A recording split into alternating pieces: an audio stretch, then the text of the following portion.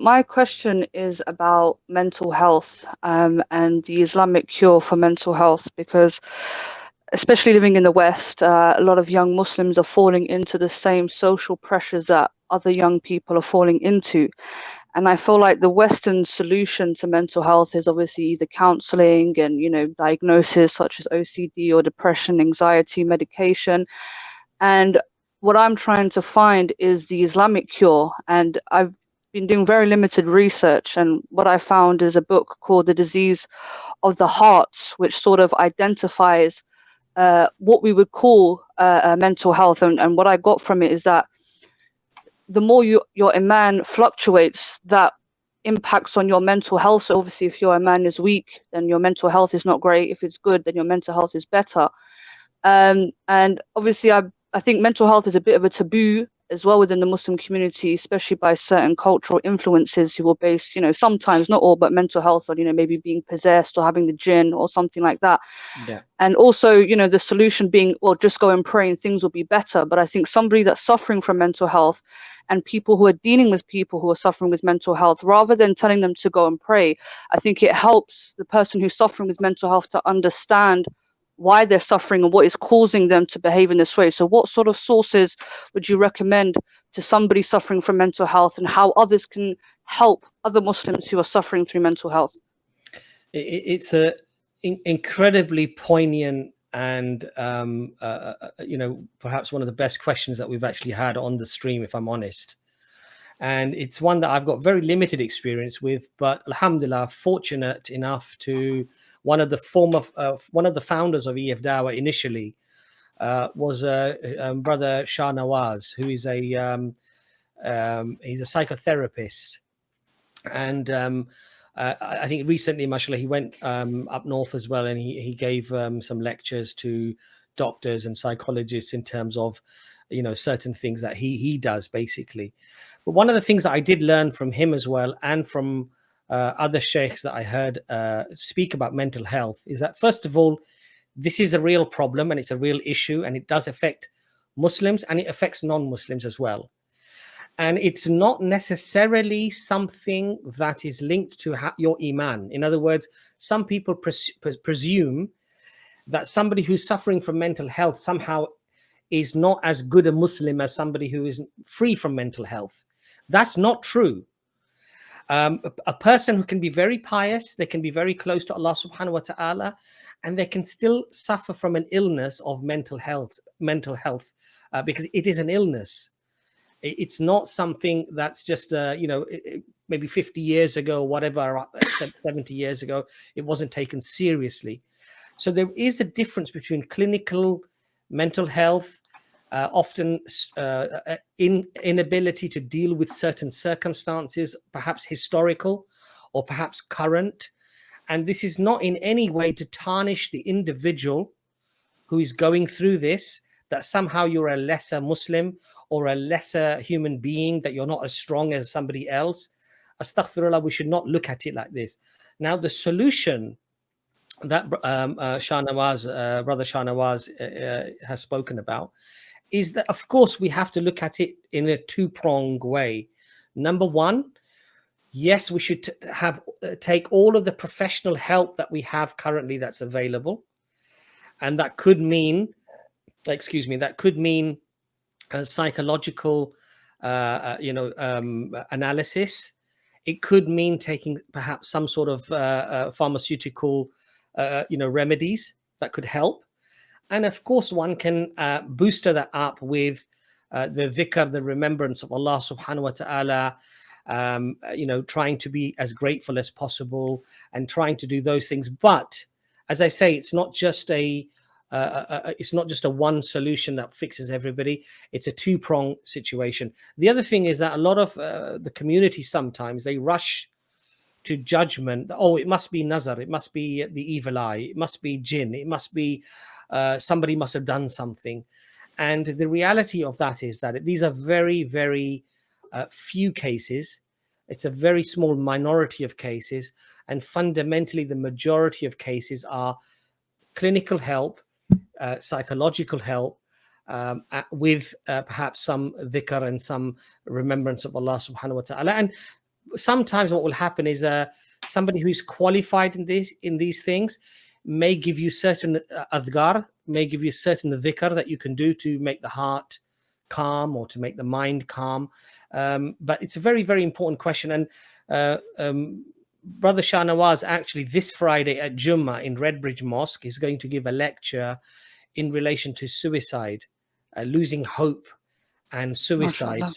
So these are real issues, and I'm really glad that you brought it up, sister. And I think as Muslims, we really need to be very, very careful that we do see this as an illness and as something that a person needs help, and it has absolutely no reflection. It should not have a reflection upon the goodness of that person or the closeness of that person to Allah subhanahu wa ta'ala or their commitment to Islam. It has no bearing on that. We should not look at it in that way, because I think sometimes, unfortunately, people do fall down that trap. Brothers, does anybody else want to come in there? Ijaz or sister, I don't know if that helps you. Well, I was just going to say that. Definitely. Just one other thing as well before Ben comes in. Sister, we did have a stream on EFDawah with Shah Nawaz, and I think it was about mental health. So if you do get an opportunity, yeah, we did have one. I think we did have a stream. Go through back in the day when we first started live streaming. So yes, scroll right down. Maybe about nearly 2 years ago, possibly. I think maybe it's really good episode. Yeah. I think mental health is such a vast topic, because it's like just saying is a bit ill, like in the body. There's so much different illnesses of the body, and there's so many different illnesses of the mind. So you can't give a general mental health and Islam answer, really, because depression's a lot different than schizophrenia, or ADHD is a lot less severe of whatever it might be, so there's lots of different types of mental health. I think you're spot on, Abbas, that if this was a talk about the body, we would tell the person to get some medicine for that illness they've got, but also have a better diet, exercise, have a wholesome lifestyle to keep yourself fit and your body fit. And it's the same for the mind. That person will need some sort of medical help for the mental illness they're suffering from, but by doing certain practices, and Islam is one of them, you become closer to Allah subhanahu wa ta'ala, and it's better. Your mind will get better in that way as well, inshallah. I just wanted to mention that, because a lot of people just jump to conclusion it's when someone says mental health, it means just depressed or feeling a bit down or whatever. But it's so vast.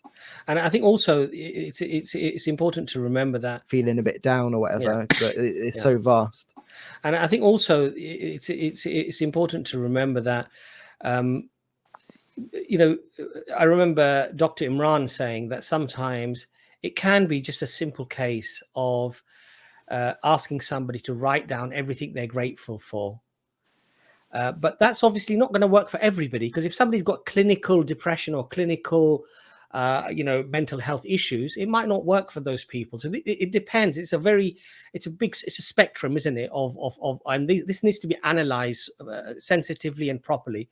One of the wonderful things that we learn statistically, though, is that a belief in a creator, a belief in Allah subhanahu wa ta'ala, does result in lower mental health issues with people. And the reason why it does do that is because for a believer, you should not have despair. So if you're having difficulties, this is the qadr of Allah. If I bear it patiently, Allah will reward me.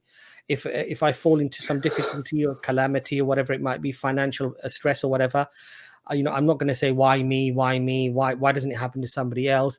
I'll say, this is the qadr of Allah. I've tried my best to improve my circumstances, and inshallah, if this is what Allah is testing me with, I'll pray to Allah to better my circumstances. But again, it doesn't mean that this will work for everybody. And if somebody has clinical depression, clinical issues, that they need to take professional help and professional advice. And inshallah, with that, try to do more remembrance of Allah as well, to do more dhikr, to list the things that you're grateful for. Ya Allah, I'm grateful for my eyes. I'm grateful for my children. I'm grateful that I have a roof over my head. I'm grateful for the food. And increase your gratitude, increase your remembrance of Allah. That will, inshallah, of course, it will help as well. Yeah, no, I definitely appreciate that answer. I mean, personally for me, when you speak about gratitude and dhikr, obviously the Prophet Muhammad SAW spoke about ihsan in the hadith, and he said, worship Allah as if you see him. And I took this sort of route in sort of getting to know Allah, and especially through his attributes.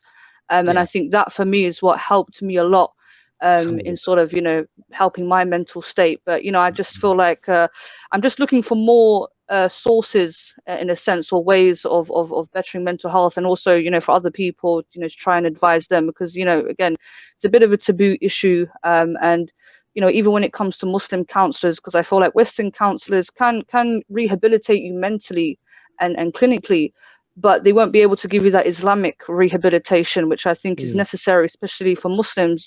Somebody that can relate to you and understand you from a Muslim perspective. But I have no Right. more questions, and I really do appreciate you guys letting me on and answering my question. No, it was a If it is pleasure, mashallah. possible, Sorry, just go on, if brother it's Jas. Sorry. to forgive me, Brother Muhammad from EFDawah is a fantastic channel which I suggest you guys subscribe to. He sent me a message, and there's actually I would call him a sheikh in some sense. I think well qualified. His name is Abdullah Rahman. And he's a professor of Islamic psychology and principal at Cambridge Muslim College. So he would be an excellent resource to check out because, well, he's Muslim, he's a psychologist, and he's a sheikh in some sense, so it Alhamdulillah. would be a good person to seek Alhamdulillah. help from. And you know Abdullah what? Rahman. Yeah, mashallah. And Sister Zubaydah, this might be a topic that we bring up again. Actually, I have wanted to do another stream with Shah Nawaz, and maybe we can contact as Brother Ijaz has just said, other people as well, and hopefully give some solace, give some help, inshallah, to brothers and sisters out there. But it's a very, very, very pertinent and very important, I think, question to ask, actually, and it's a pleasure to have a sister, mashallah, on as well. Jazakallah khair. Thank you, brother. Assalamu alaikum. Wa alaikum salam.